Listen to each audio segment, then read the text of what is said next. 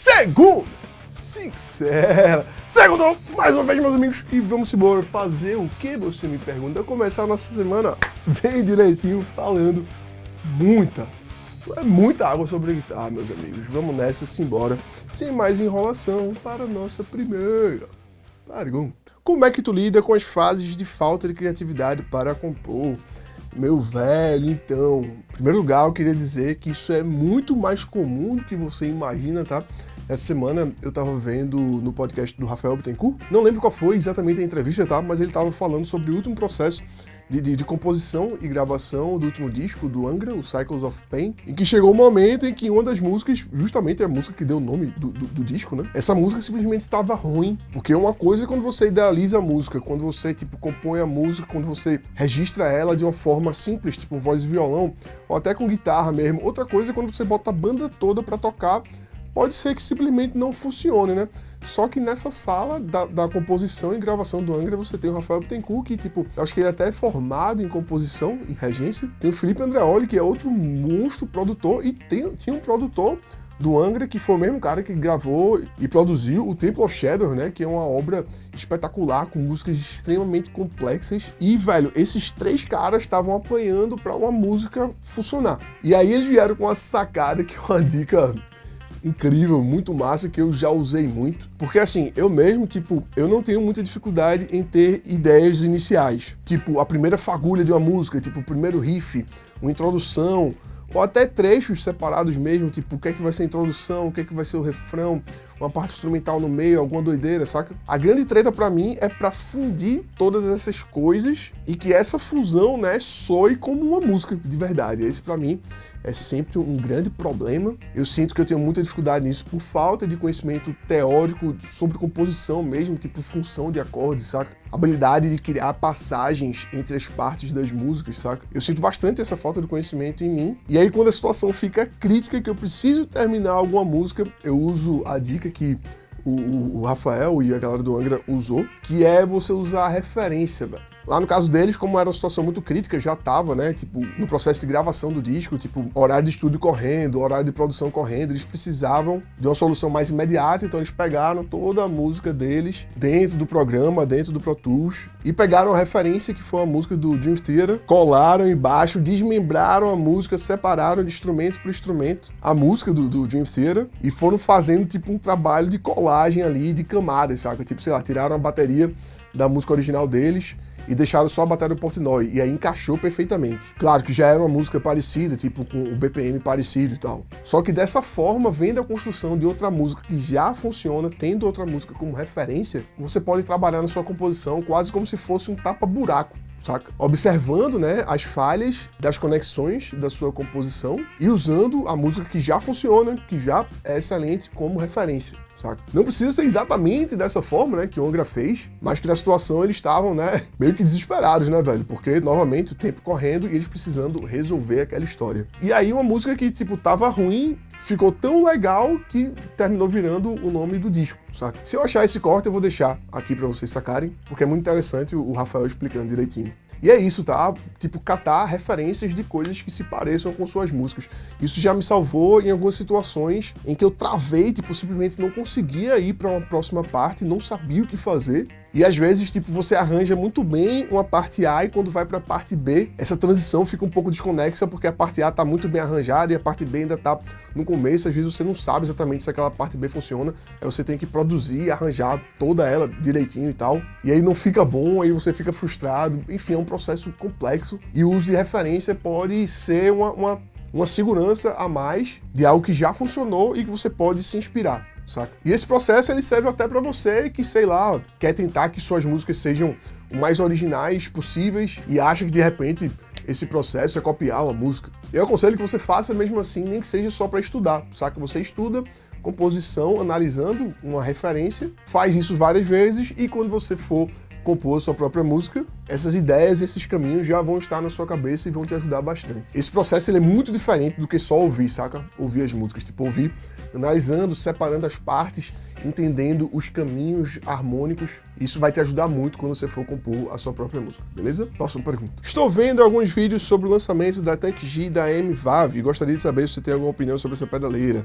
Um abraço, valeu. Ainda sobre o Tank G e M-Vav para estudo, gravar e ao vivo, rola? Então, galerinha, a M-Vav, que é a mesma coisa da Cuvav. Isso aqui que eu tenho é o Cube Baby, sucesso, né? Gigante, né? Impressionante o fato de um negocinho desse tamanho conseguir ter tanto som, custando aí R$180, saca? E a mesma empresa que mudou o nome para M-Wave, M-Vav, lançou uma digievolução, né? O Pokémon evoluiu e virou o Tank G, que é esse aí que vocês estão vendo na tela, que é exatamente o que parece, tá? Eu também só assisti a vídeos, mas que conhecendo o Cuvav dá para perceber muito nitidamente a evolução que teve, né? Tipo, ele basicamente cresceu um pouquinho mais pra cá, ganhou mais um foot switch e tudo que tem dentro dele foi refinado e aprimorado. Os reverbs são mais bonitos, os delays são mais bonitos, você tem mais opções de amplificadores, principalmente com mais ganho, com um som mais pesado. Seria legal se você tivesse a opção de ter boosters diferentes de pedais de overdrive para mudar ainda mais o som desses amplificadores? Seria. Mas mesmo assim, com os amplificadores que vem nele, dá para cobrir muitos timbres, tá? As modulações estão soando muito melhores. Então é sim um equipamento interessantíssimo, tá? É a evolução desse bichinho aqui.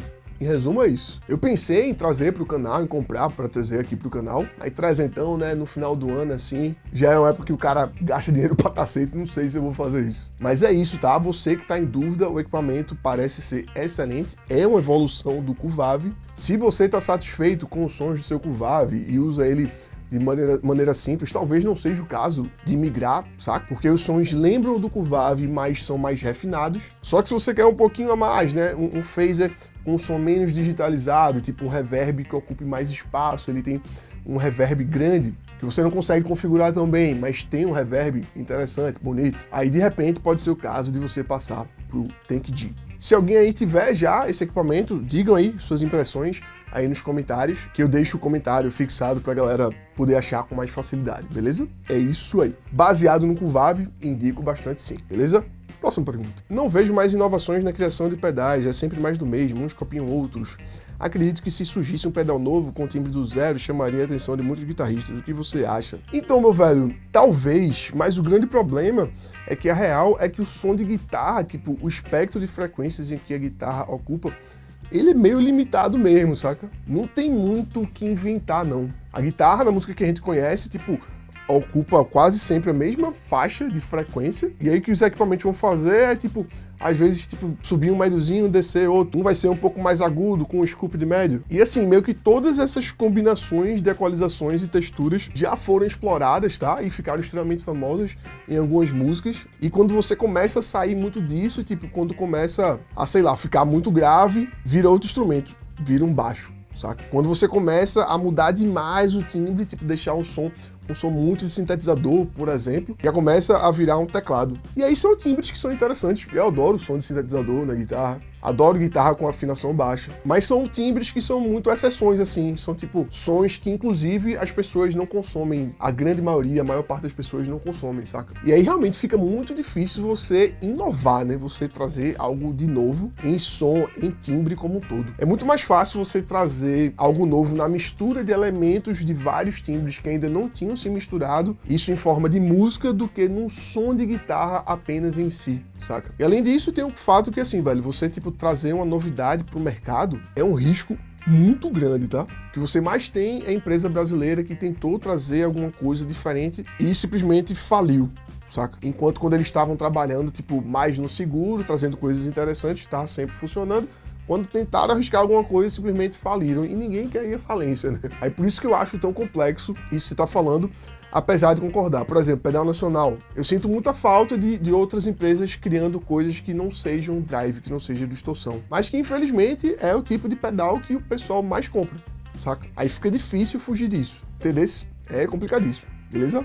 Próxima pergunta. Salve mestre, gostaria de saber o que acha em mods de pedais famosos, tipos da JR Mod faz nos mods antigos. Então, meu velho, isso aí é extremamente válido, porque o que é que acontece? Vários desses pedais da Boss, tipo, por exemplo, um extremamente clássico, o DS1, ele foi feito numa época que você usava amplificadores gigantes, caixas 4 de 12, que tinham um corpo, né, já natural da quantidade de volume que você usava na época. Então, se você pega um DS1 e espeta ele no Marshallplex, por exemplo, o som vai ser lindo, vai ser uma coisa maravilhosa, vai funcionar muito bem, vai soar muito bem. Você vai finalmente começar a acreditar quando você via, né, alguns guitarristas que usaram o DS1.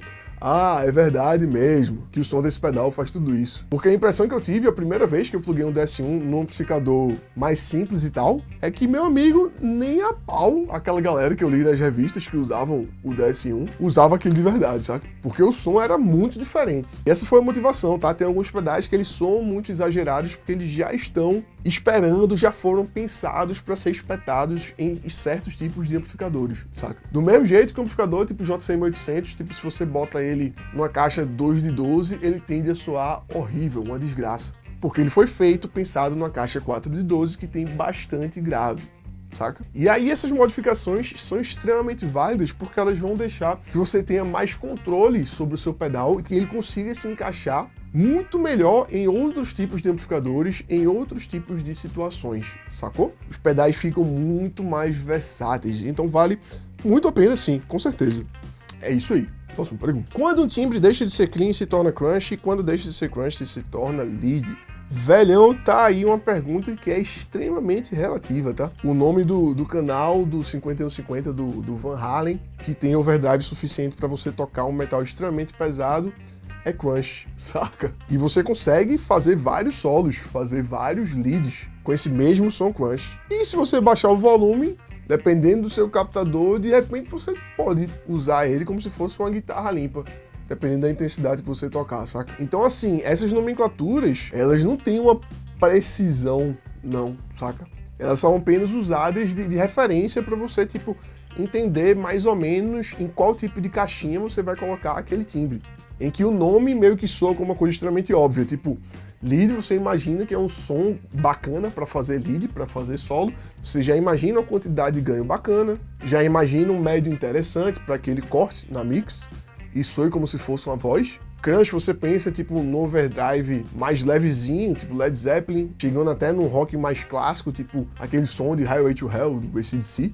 E o clean é som limpo, sendo que até o danado do som limpo, se você crunchear ele um pouquinho, olha aí o poder do uso dos termos. Você consegue pegar o seu som limpo, deixar ele um pouco mais próximo do som crunch, só que ele ainda tem uma função de guitarra limpa dentro da música, dependendo de como você toca, dependendo de como é o arranjo, sacou? Então assim, são só palavras de referência que não são muito precisas, são apenas para servir de um guia do que é que deve mais ou menos ser um timbre, saca? Se você quiser discorrer mais sobre essa sua dúvida, diga aí nos comentários algum exemplo de alguma situação que você se deparou, que você precisava saber desses termos e tal. Diz aí nos comentários que a gente continua conversando. Mas realmente são só palavras guia, beleza? E essa foi a última pergunta do Segunda Sincera de hoje. Muito obrigado a todos vocês que ficaram até aqui. Uma ótima semana para todos vocês. Não se esqueça de se inscrever no canal, tá? Deixar qualquer comentário, falar literalmente qualquer coisa aí embaixo. Quanto mais vocês falam, mais o vídeo é divulgado pro YouTube. Deixa o like se você quiser apoiar mais ainda. Você pode virar membro aqui do canal a partir de R$5. Você vira membro, tem um grupinho no WhatsApp que a gente fica falando lá sobre guitarra diariamente. Tem também a mesma coisa no Apoia-se. Todos os links estão aí na descrição. Para virar membro, é só clicar aí no Seja Membro e você ajuda o canal a ter uma vida longa e próxima. Beleza? É isso aí. Até o próximo vídeo.